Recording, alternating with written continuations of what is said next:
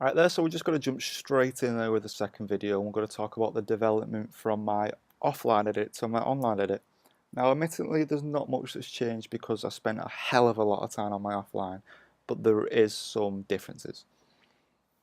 So the first thing that we looked at and we wanted to improve was sound levels throughout, and specifically at this level here. You'll recognise the scene when we get to it. It's the death scene where you're asking me to wipe the most valuable assets in the field.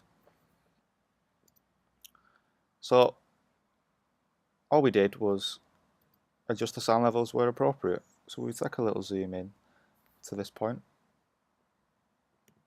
It's just about bringing sound levels down where you need and bringing in the fades outs and the fades in, and it's just as simple as that really. It's a tedious process, but in the end sound is a major factor. Now I've not only just adjusted sound there, I've done it throughout.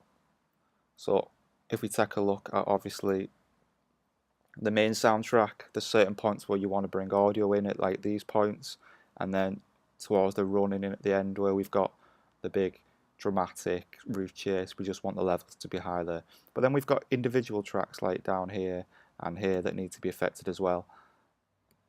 And even points like here where it's a gunshot, that sound needs to be adjusted majorly because not the shot itself is in reverse and we need the sound of the guns to really hit the audience. So that's the first thing that we wanted to look at.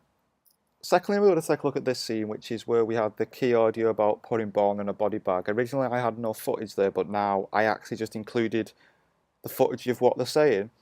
I'm going to pause it there for the main reason I chose this. I could have gone with something different, like a kind of cutaway from an interview, but this person here makes this scene. The smugness on his face is just, it's perfect, because as soon as this drops after this scene, we have a massive sound level that just goes boom and then boom, and we just move on with that. So I think that works perfectly. The last thing that we're going to look at, and which we've talked about quite a lot, is the title generators and my development of it. Originally, if we take a look at this one, if you remember rightly from the offline edit, although it was quite nice, there was no movement, so it became a little boring. So to fix that, the oldest and easiest trick in the book, we just go into crop, we have Ken Burns, and there you go, we're done with it. There's nothing else that you need to worry about. So yeah, that's development.